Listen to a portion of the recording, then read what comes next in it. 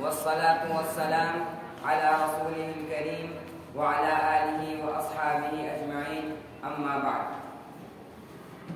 محترم اساتذہ اکرام اور میرے بھائیوں، آج اس تقریری مقابلے میں میری تقریر کا عنوان ہے تحریک آزادی میں علماء اکرام کا کردار. تاریخ شاہد ہے کہ جہاں ملک کی آزادی کا بنیادی تصور مدارس نے پیش کیا، وہیں انگریزی تسلط کے خاتمے کی قیادت علماء اکرام نے کی. تحریک آزادی مختلف مراحل سے گزری. ہر دور میں ہر طرح سے ہم نے مادر وطن کے لیے قربانیاں پیش کی. اس آزاد ملک کے جس چپے پر دیکھیے، جس اینٹ کو اٹھائیے، وہاں ہمارے خون کی مہک، ہمارے بزرگوں کے آنسوؤں کی نمی اور ہمارے علماء کرام کے عزم و حوصلے ملیں گے. میرے پیارے بھائیوں، بہت افسوس کی بات ہے کہ آج ہم یہ نہیں جانتے کہ جنگ آزادی میں علماء کرام کا بھی کوئی کردار و کارنامہ رہا، جبکہ سچائی یہ ہے کہ انگریزوں نے ہندوستان کی حکومت مسلمانوں سے چھینی تھی. اسی لیے دوسری قوموں کے مقابلے میں مسلمانوں نے آزادی کے لیے بڑی بڑی قربانیاں پیش کی، جن میں جنگ آزادی کے بانی شاہ ولی اللہ محدث دہلوی، علماء صادق پور، مولانا محمود الحسن، مولانا محمد علی جوہر اور مولانا آزاد جیسے کئی علماء ہند شامل ہیں. میرے پیارے بھائیوں، تاریخ کے اوراق کو پلٹیے تو مالٹا کی جیل میں شیخ الہند، تحریک ریشمی رومال کے بانی شیخ الہند مولانا محمود الحسن، یہ وہی شیخ ہیں جنہوں نے موہن داس کرم چند گاندھی کو مہاتما کا لقب دیا تھا.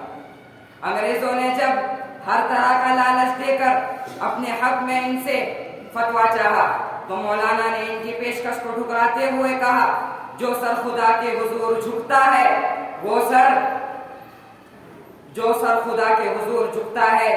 سر دنیا کے ان ذلیل کتوں کے سامنے کیسے جھک سکتا ہے. ایک قدم اور بڑھیے تو جاباز شہید وطن اشفاق اللہ خان پھانسی کے پھندے کو باخوشی چومتے ہوئے اس وقت کے موجودہ لوگوں سے خدا حافظ کہتے ہیں. تاریخ کا ایک ورق اور پلٹیے تو شاہ عبدالعزیز دہلوی کا فتویٰ ملتا ہے، جس میں انہوں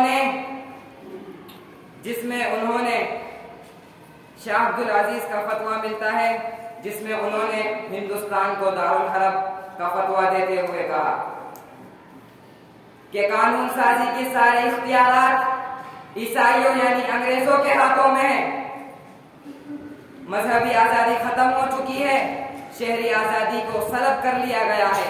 لہذا ہر وہ شخص جو اپنے ملک سے محبت کرتا ہے اس کے لیے لازم ہے کہ وہ انگریزوں سے اعلان جنگ کرے اور انگریزوں کو ملک بدر کر دے. میرے پیارے بھائیوں، آخر وہ کون سی قربانی ہے جو ہمارے علماء کرام نے نہیں دی؟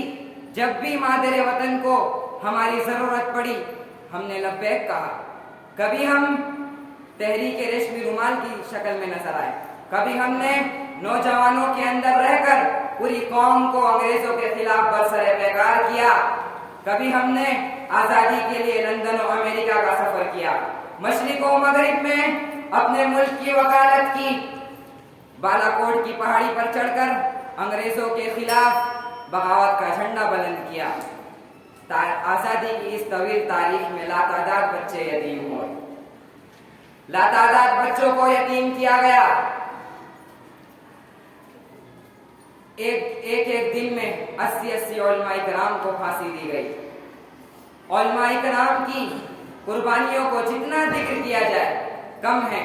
برسوں کی ان خون ریز مار کو چمن کے سارے پھول وطن عزیز پر قربان ہونے کے بعد 15 اگست 1947 کو ہمارا یہ ملک آزاد ہوا. آخر میں اس شعر سے میں اپنے تقریر کو ختم کرتا ہوں. جن لوگوں نے اپنے خون سے اس وطن اس چمن کو زینت بخشی ہے، 2-4 سے دنیا واقف ہے، گنجان نہ جانے کتنے. السلام علیکم ورحمۃ اللہ وبرکاتہ.